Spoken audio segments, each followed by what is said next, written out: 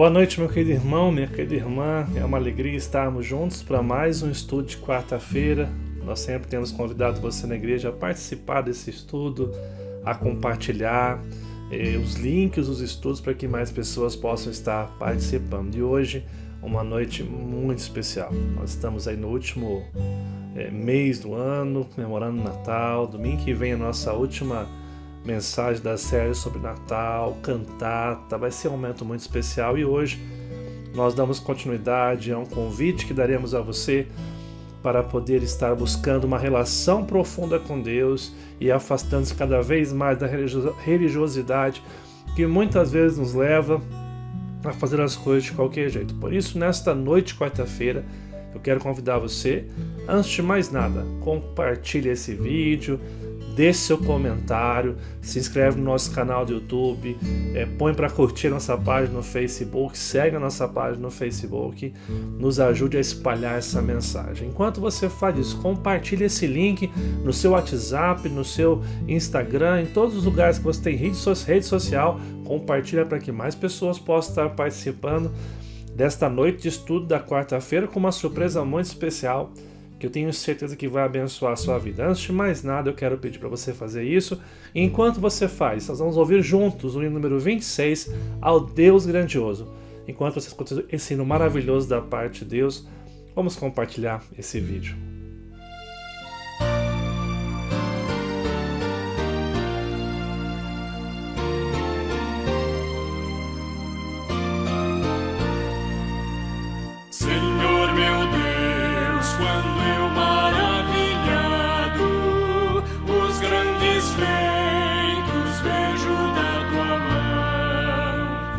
Estrelas, mundos e trovões rolando, a proclamar teu nome na amplidão.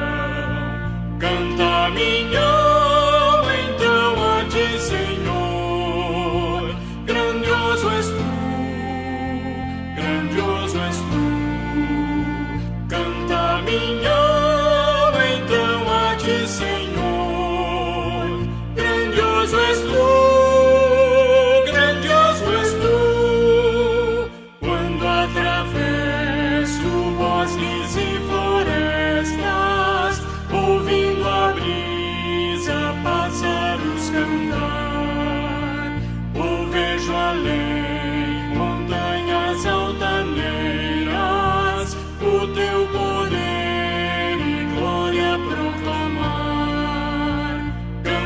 Minha alma então a ti, Senhor, grandioso és tu, grandioso és tu. Canta minha alma então a ti, Senhor, grandioso és tu, grandioso és tu.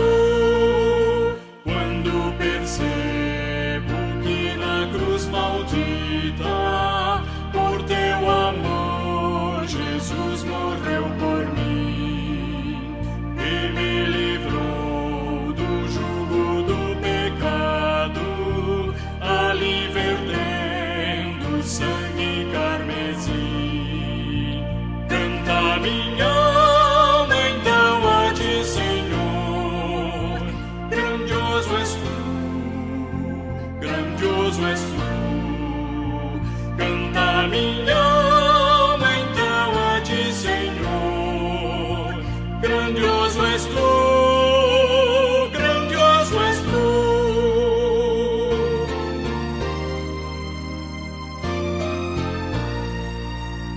Quando afinal em resplendor e glória Jesus abrir as portas da mansão, eu hei de estar de joelhos entre os santos, na mais humilde e fé adoração, e então cantar eternamente ali, grandioso és tu, grandioso és tu.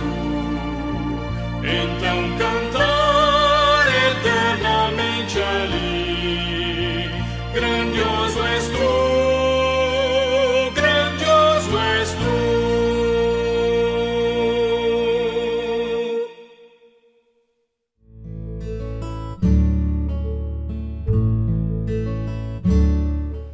Bem, amados, é uma alegria muito grande estar com você aqui hoje para partilhar a palavra de Deus e hoje com uma surpresa muito especial. Hoje é um amigo muito querido, o reverendo Rickson Loureiro Roque, vai estar trazendo um estudo muito maravilhoso da parte de Deus, que é um tema sobre legalidades religiosas versus intimidade com Deus. Tenho certeza que esse estudo vai abençoar a sua vida, então eu quero rapidamente passar a palavra para o reverendo Rickson, que vai estar juntamente com a gente aqui, dando estudo nesta noite de quarta-feira. Muito bem, irmãos, eu gostaria de agradecer o convite e a oportunidade de poder compartilhar com os irmãos uma reflexão a respeito da nossa religiosidade, a respeito da nossa espiritualidade, como que essas duas esferas da nossa vida se encontram, trabalham dentro das nossas vidas, dentro da nossa cultura, mas ao mesmo tempo também agradecer a Deus a oportunidade de estar com os irmãos da Igreja Presbiteriana de Cruzeiro. Eu tenho uma relação muito próxima com o pastor Eber, é um grande amigo, um dos meus melhores amigos, e a gente sempre está compartilhando, convidando um ao outro aí, a gente está sempre perto na nossa relação ministerial, e dessa vez é mais uma oportunidade de poder compartilhar com os irmãos a palavra do Senhor. Eu quero convidar você, nesse momento, a orar comigo e pedir que Deus possa direcionar esse momento de estudo, em nome de Jesus. Pai, agradeço ao Senhor pela oportunidade, Deus, através das redes sociais, da internet, poder compartilhar a Tua palavra, poder compartilhar os Teus princípios, tudo aquilo que o Senhor quer para as nossas vidas e também ter a grande alegria, a felicidade de estar aqui com os meus irmãos da Igreja Presbiteriana de Cruzeiro. Eu rogo ao Senhor para que o Senhor conduza esse momento, prepare o coração, a mente, para que eles possam ser transformados, desafiados através da exposição da Tua palavra, Deus. Em nome de Jesus que eu oro. Amém. Irmãos, Marcos, capítulo 7, verso 20, 21, 22 e 23. O texto diz o seguinte, irmãos: E dizia, o que sai do homem, isso é o que contamina. Porque de dentro do coração dos homens é que procedem os maus desígnios, a prostituição, os furtos, os homicídios, os adultérios, a avareza, as malícias, o dolo, a lascívia, a inveja, a blasfêmia, a soberba, a loucura. Ora, todos esses males vêm de dentro e contaminam o homem. Irmãos, a igreja, ela já vem sofrendo um certo drama já há algum tempo, que é a luta pelo protagonismo entre liberais e entre aqueles que são os zelotes das Escrituras. Quem são esses dois grupos que estão presentes dentro da nossa igreja? Você vai encontrar liberais, teólogos liberais, em várias igrejas que você conhece, desde aquelas neopentecostais, desde as pentecostais, desde as igrejas históricas mais sérias, desde aquelas mais tradicionais, enfim, nas diferentes igrejas você pode encontrar teólogos que são liberais, que interpreta a Bíblia de maneira alegórica e com grandes influências de pensamentos iluministas, com pensamento humanístico, levando para dentro das Escrituras toda a sua cultura, toda a sua ética para interpretá-la de acordo com aquilo que já é pré-estabelecido pela cultura. Não é à toa que aparece nos nossos dias teólogos dizendo que a Bíblia precisa ser atualizada para comunicar com com os cidadãos, com as pessoas, com os fiéis do nosso tempo. Mas também tem aqueles que são os defensores da palavra, que, como bem diz o pastor Newton, são os neopuritanos. É a Liga da Justiça Gospel, né? Se você já gosta de desenho, já assistiu Liga da Justiça, você está entendendo o que eu estou falando. São aqueles zelotes das Escrituras que defendem arduamente a lei e faz com que essa lei seja cada vez mais aplicada sobre a vida do fiel, duramente aplicada sobre a vida fiel do crente. Jesus vai falar que esses liberais, esses, entre aspas, neopuritanos, são aquelas ovelhas que estão trajadas, aliás, são os lobos que estão trajados de ovelha, que estão inseridos dentro do aprisco, estão se relacionando com as ovelhas, porém estão sedentos para poder devorar as ovelhas de Jesus Cristo.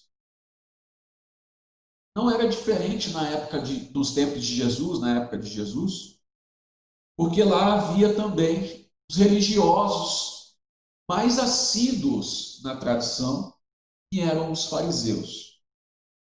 Eu já falei bastante sobre eles no domingo, mas eu quero explicar para os irmãos que não estavam no domingo quem são essas pessoas, para que a gente possa entender de maneira correta o texto.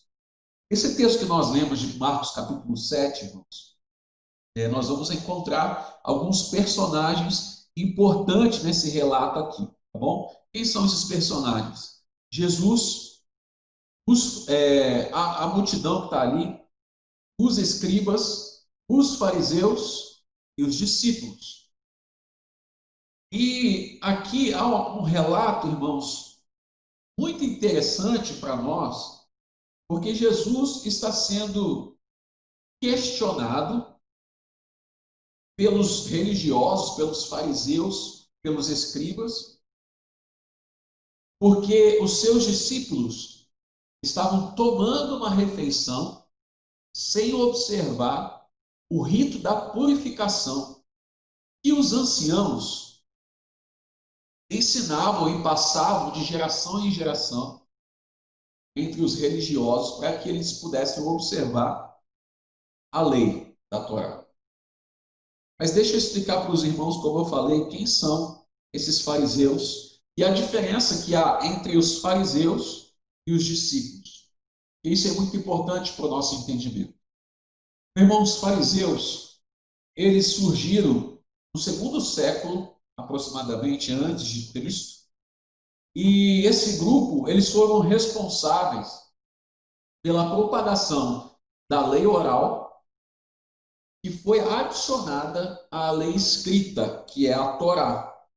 É justamente o livro que os fariseus rezavam todos os dias e queriam cumprir todos os detalhes dessa lei. Mas eles adicionaram a essa lei a interpretação deles e foram passando de geração em geração oralmente esse ensino. E aí então foram inseridos cerimônias, ritos na lei escrita. Foi também esse grupo de fariseus que foi responsável por criar a sinagoga. A sinagoga era um lugar onde os religiosos se reuniam para ler as Escrituras, para decorar as Escrituras e compartilhar essa lei oral a qual eu acabei de citar para os irmãos. Bom, esses são os fariseus, resumidamente. Quem são os discípulos? Os discípulos de Jesus eram homens simples. A maioria deles eram pescadores. Eram homens considerados iletrados naquela época, mas eram homens estudados, certo? Iletrados no sentido de que eles não conheciam profundamente a Torá, as Escrituras, a revelação até naquele momento, como os religiosos conheciam. Tinham profundidade. Mas eram homens simples. A maioria pescadores, outros coletores de impostos. Eram homens simples, cidadãos normais, como eu e você. E nenhum deles tinha destaque religioso ali naquela cultura. Levavam as suas vidas como qualquer outro cidadão, né? Eles tinham uma família para sustentar. Eles tinham um boleto para pagar no final do mês. Eles tinham IPVA, eles tinham IPTU, tudo isso somado, eles tinham que cumprir os seus papéis de cidadão, pagando os seus impostos, como eu e você. Então, eles estavam preocupados com esses detalhes da vida, como qualquer cidadão comum está. Com o boleto que vai vencer no final do mês, com a comida que tem que colocar dentro de casa, com o trabalho, enfim. Eles não estavam interessados nos detalhes religiosos que haviam naquela época. Nesse texto que nós lemos aqui, irmãos, há uma tensão muito grande entre esse grupo de fariseus e os discípulos e o principal, Jesus Cristo. E Jesus, então, como eu falei, ele é questionado a respeito da atitude dos discípulos ao tomarem a refeição com eles ali. E eu gostaria de pedir para você, então, me acompanhar no verso de número 5, Marcos 7,5. O texto diz o seguinte: interpelaram os fariseus e os escribas: por que não andam os seus discípulos em conformidade com a tradição dos anciãos, mas comem com as mãos por lavar? Os fariseus e os escribas estavam indignados com a atitude dos discípulos. Eles não estavam observando aquilo que deveria ser feito, deveria ser cuidado antes da refeição. Eles estavam preocupados em obedecer a lei oral. Ou seja, era muito importante para eles cumprir a religiosidade, a legalidade da religião deles. Mas Jesus vai trazer um ensinamento muito precioso para as nossas vidas. E Jesus vai acusar esses fariseus de hipócritas, usando a própria lei que eles diziam rezar todos os dias, cumprir todos os dias. Jesus vai usar a lei de Moisés, por exemplo. Olha só o que diz o verso de número 10. Pois Moisés disse: honra teu pai e a tua mãe. Quem maldisser a teu pai e a tua mãe seja punido de morte. Mas vós, porém, dizeis: se um homem disser a seu pai ou a sua mãe, aquilo que poderias aproveitar de mim é corbã, isto é, oferta para o Senhor, então dispensais de fazer qualquer coisa em favor de seu pai e de sua mãe, invalidando a palavra de Deus pela vossa própria tradição. Percebe isso? Que vós mesmo transmitistes e fazei muitas outras coisas semelhantes. Olha só o que Jesus está fazendo aqui, é jogada de mestre aqui. Jesus está usando a própria lei que os fariseus e os escribas se dizem conhecer para confrontar os próprios argumentos dele. Não só Jesus vai usar a lei, como Jesus também vai usar os profetas. Jesus vai citar Isaías, capítulo 29, verso 13, aqui. E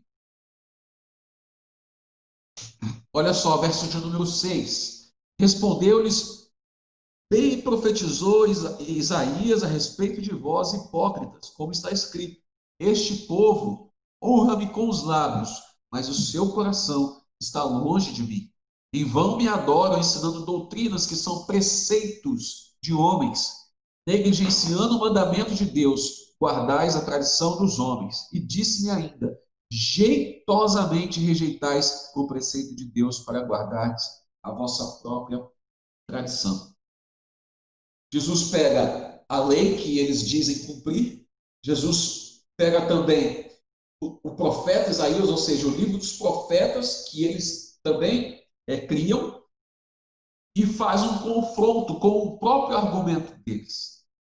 Estão preocupados com a religiosidade, com a legalidade, com o rito, e não com o coração, e não com o interior do homem, que é mais importante para Deus. Porque Deus está exortando esse povo aqui através do profeta Isaías. Vocês me honram com os lábios, mas o coração de vocês está longe de mim. Então, irmãos, eu quero levantar rapidamente aqui 2 ensinamentos com respeito a esse texto aqui para as nossas vidas. 2 aplicações diferentes das aplicações de domingo. O primeiro ensinamento que eu quero trazer para mim e para você aqui é que a legalidade religiosa ela pode te afastar de Deus. Veja que Jesus ele está repreendendo a legalidade religiosa desses homens aqui. Eles estão mais preocupados com aquilo que deve se fazer religiosamente do que com a própria vida, do que com os próprios discípulos. São homens que têm destaque dentro da cultura religiosa, dentro da igreja, mas que não se preocupam com o próximo. Estão preocupados com si mesmos. E, irmãos, como diz o ditado, de boas intenções o inferno está cheio. Não é verdade? Você pode dizer assim, mas pastor, esses homens eram homens que estavam buscando a Deus, mas estavam seguindo um caminho errado. E quem nunca, não é verdade? Qual é o crente, se é que existe, aliás, um crente no mundo que nunca tropeçou, que nunca desviou do caminho do Senhor e se arrependeu? É verdade. Acontece que Jesus não está confrontando crentes com essa característica. Jesus está confrontando homens que são exploradores, que são lobos infiltrados dentro do aprisco para devorar as ovelhas do Senhor Jesus. E o Senhor Jesus, ele condena esses homens, condena essas atitudes. Esses homens que estão aqui questionando o Senhor Jesus, eles não estão interessados nos discípulos, na salvação dos discípulos, em ajudar os discípulos. Pelo contrário, eles estão querendo colocar Jesus numa pegadinha para acusá-lo, para até mesmo matá-lo. Veja o que diz Marcos capítulo 3, verso de número 6. Marcos 3, 6. Retirando-se os fariseus, conspiravam logo com os herodianos contra ele em como lhe tirariam a vida. Percebe a grande diferença? Esses homens não são inocentes. Eles estão sabendo muito bem o que eles querem. E eles querem matar a Jesus Cristo. Eles querem perseguir os discípulos. É interessante, irmãos, porque antes da minha conversão, eu frequentava a igreja também. Eu também ia todos os domingos na igreja. E eu realizava os meus ritos religiosos, eu comungava, eu participava das reuniões semanais e rezava, e rezava. E a minha vida continuava a mesma. O que Deus transformou em mim fazendo essas coisas? Qual foi a diferença da vida de Jesus em mim enquanto eu estava interessado em toda semana religiosamente estar dentro do templo, estar frequentando uma reunião? Não houve nenhuma diferença. Aliás, eu não sei se minha mãe provavelmente ela sempre assiste a nossa live, não sei se ela está aqui nesse momento, mas ela é testemunha, meu pai é testemunho vivo disso. De como a vida de Jesus na minha vida fez grande diferença. Hoje eu sou um novo homem, sou uma nova pessoa, completamente transformado, regenerado pela vida de Jesus Cristo em mim. Glória a Deus por isso.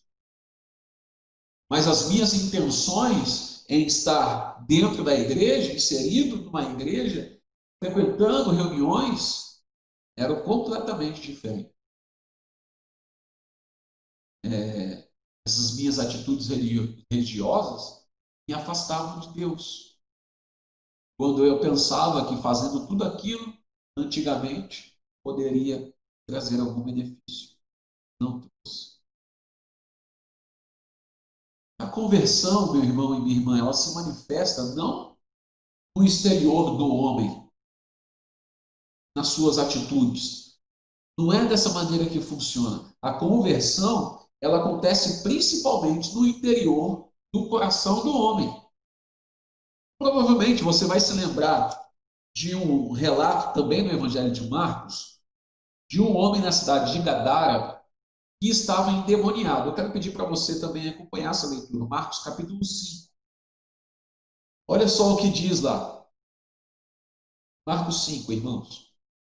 Entremente chegaram a outra margem do mar, a terra dos Gerazenos, ou Gadara, é a mesma cidade.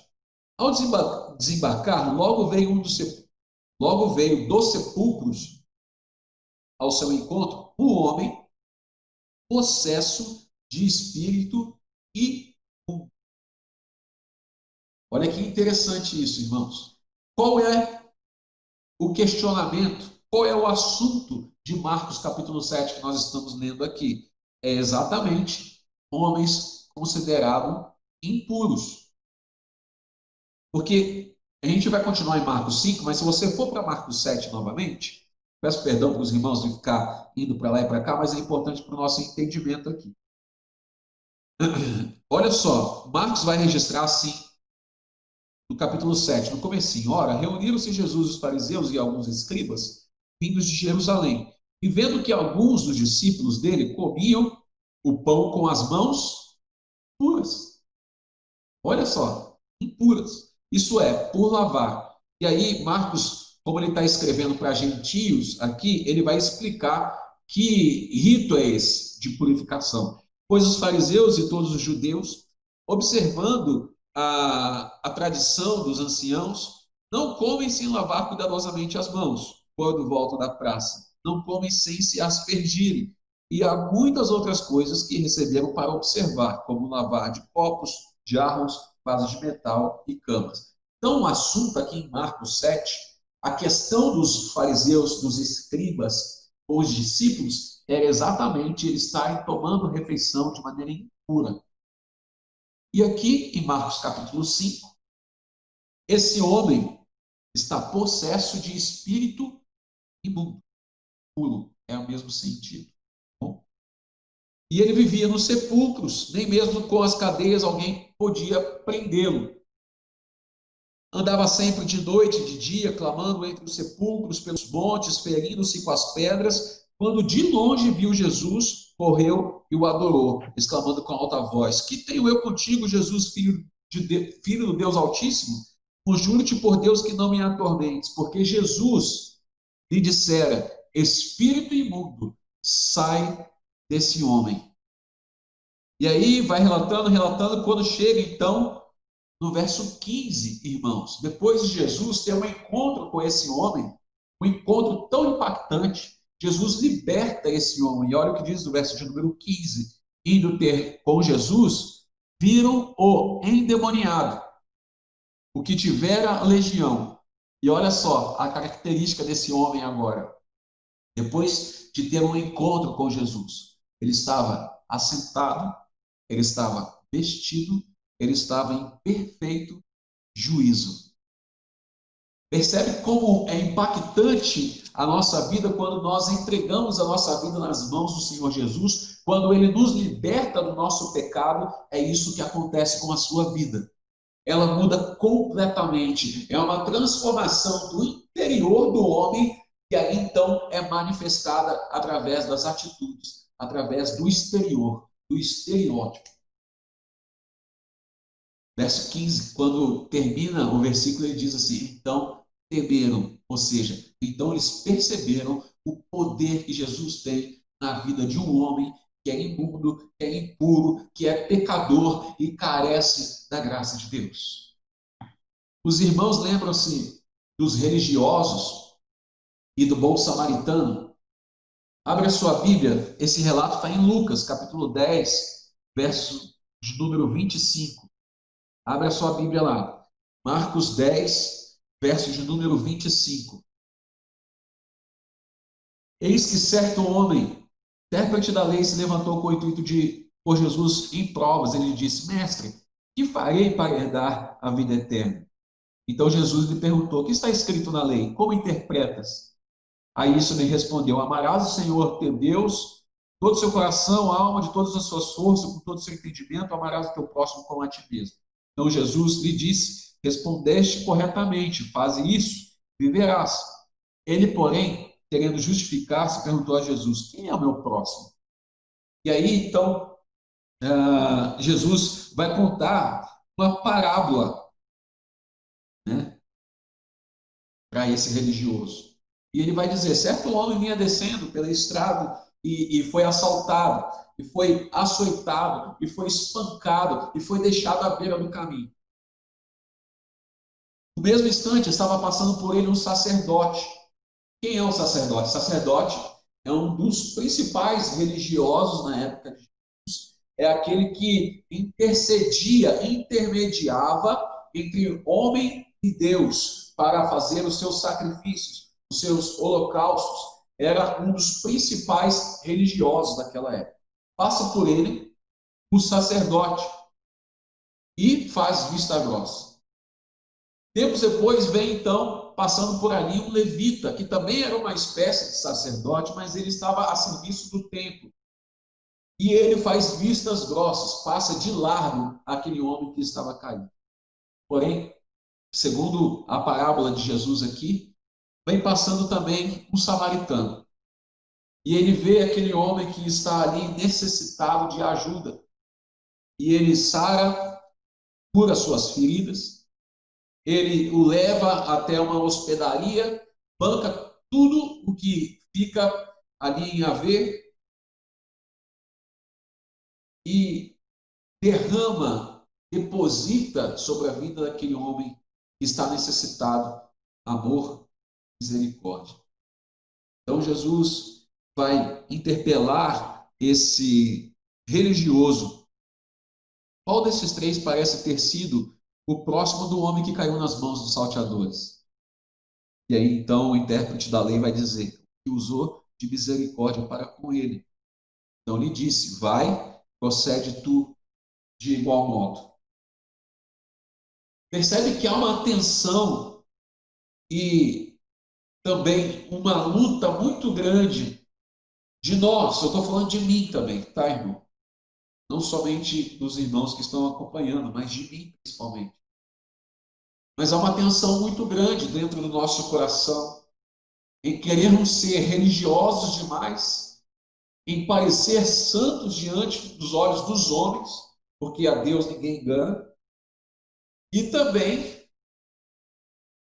ter uma vida de piedade que agrada a Deus. É como se nós estivéssemos alimentando dois leões dentro da gente. Um seria o leão do bem, o outro o leão do mal. Então, você coloca os dois para gladiar e só vence a luta quem você alimenta mais, quem você fortalece mais. E na nossa vida cristã, na nossa caminhada cristã, há uma grande luta dentro de nós para que não sejamos como esses religiosos que estão muito mais interessados em cumprir uma lei, uma tradição, do que amar o próximo. Estão muito mais interessados em julgar aquilo que o outro faz do que exortar, do que amar, do que usar de misericórdia com aquele que precisa, com aquele que está fraco. Então, o primeiro ensinamento é esse. A legalidade religiosa, ela nos afasta de Deus. E a segunda é exatamente ao contrário.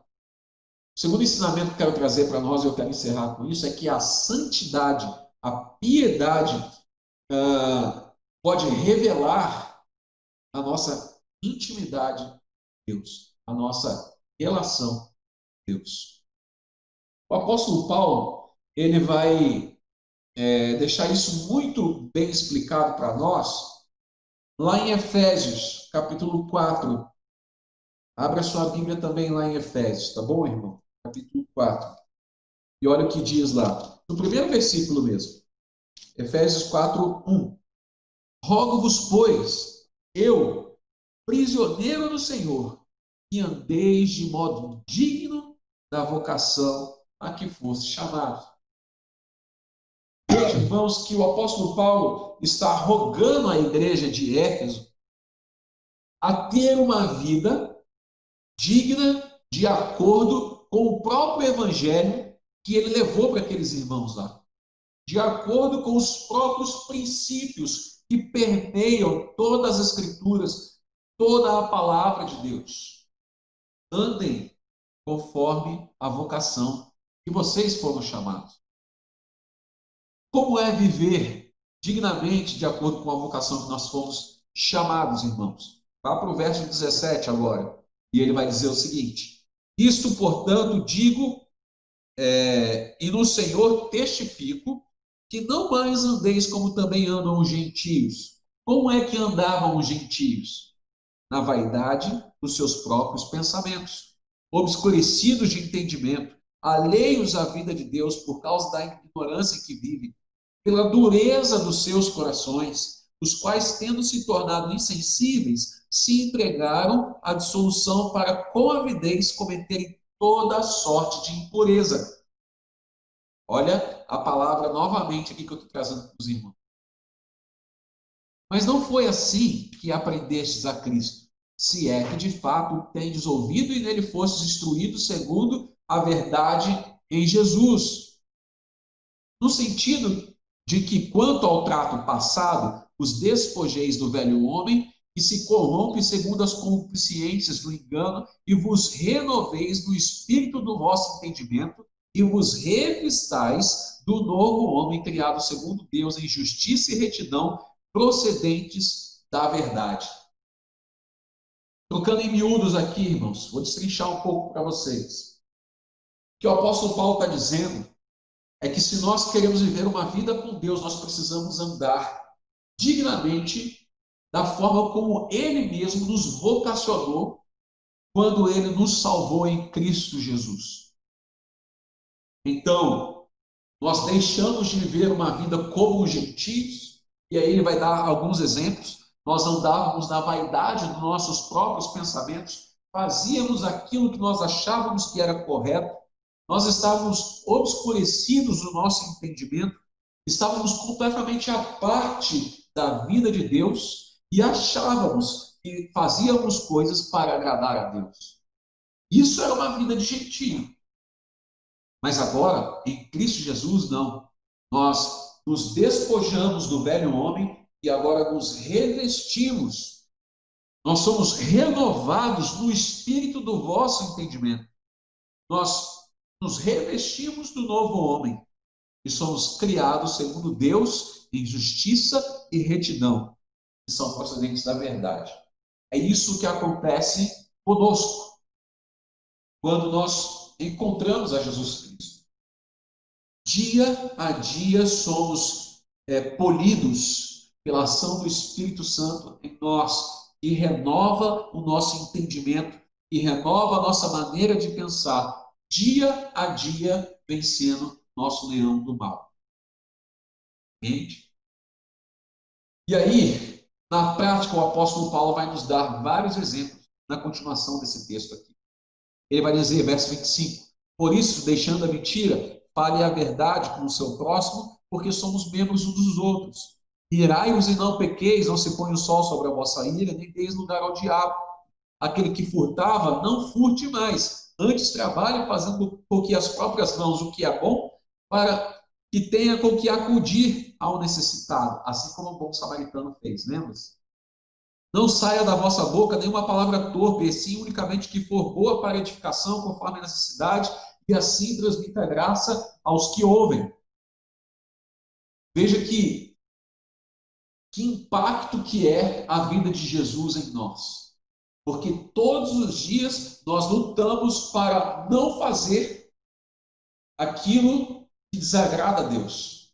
Mas lutamos o nosso interior, que como o próprio Senhor Jesus Cristo disse, vem uma lista de males que está dentro de nós e nós lutamos para que o Senhor Jesus faça uma faxina no interior do nosso coração. E aí, então, todos os dias nós decidimos no nosso interior, no nosso coração, a agradar a Deus, a dedicar a nossa vida, o nosso serviço, o nosso trabalho, a nossa família ao Senhor Jesus Cristo.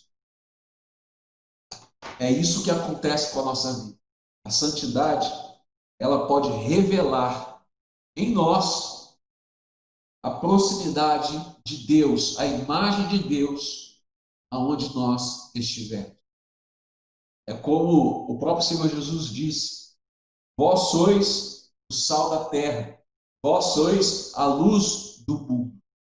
Aonde nós estivermos, se Jesus Cristo habita em você, habita em mim, aonde nós estivermos, aquele lugar será temperado. As trevas serão iluminadas. Portanto, irmãos, é importante sim a religião nas nossas vidas. Mas muito mais importante do que a religião é o seu coração. Deus se preocupa com o seu coração. Deus quer que você, sinceramente, todos os dias, entregue a sua vida a Ele. Se arrependa dos seus erros, se arrependa dos seus pecados e dedique totalmente a sua vida ao Senhor. Isso sim é religião. Isso sim é santidade. O pastor, o teólogo Jonathan Edwards, ele vai dizer o seguinte: que Deus preza a santidade na criatura, e a santidade é, em essência, prezar a Deus.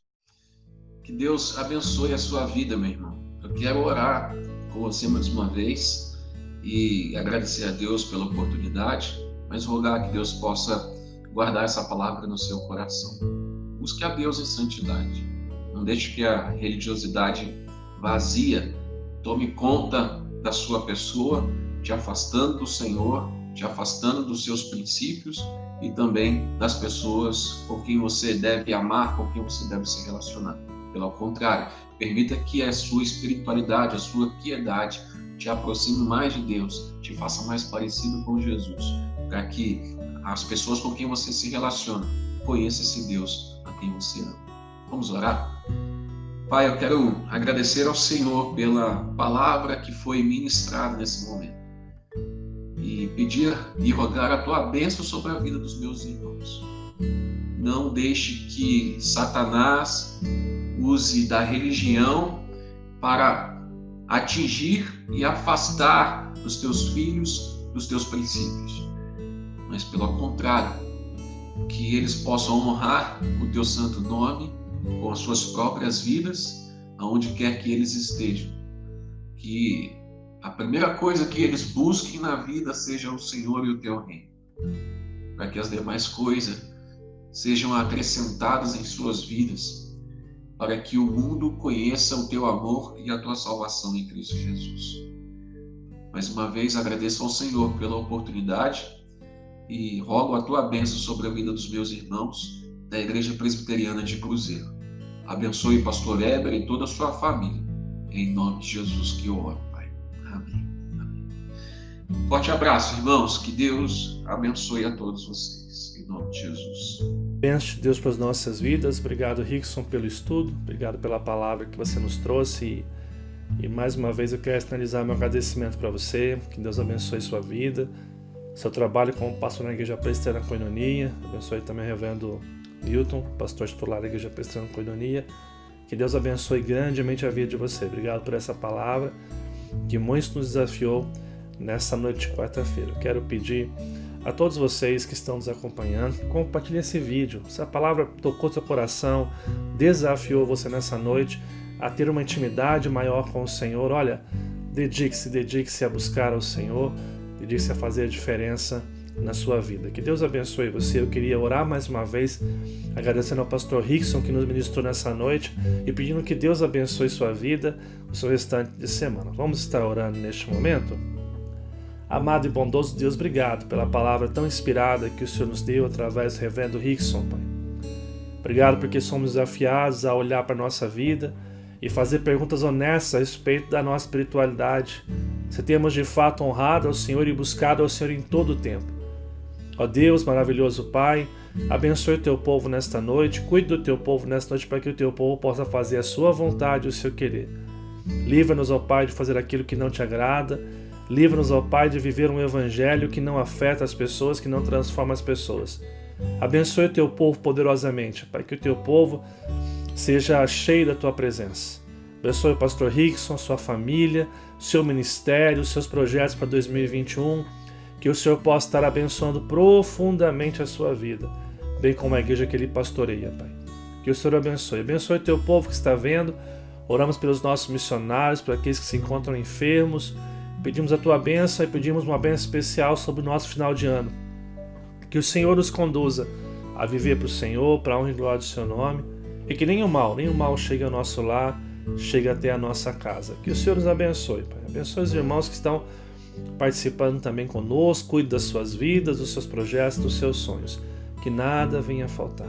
É o que nós pedimos em nome de Jesus, Pai. Amém. Amém. Meu amigo e minha amiga, antes de ir embora, não esquece de curtir esse vídeo, de comentar, de compartilhar.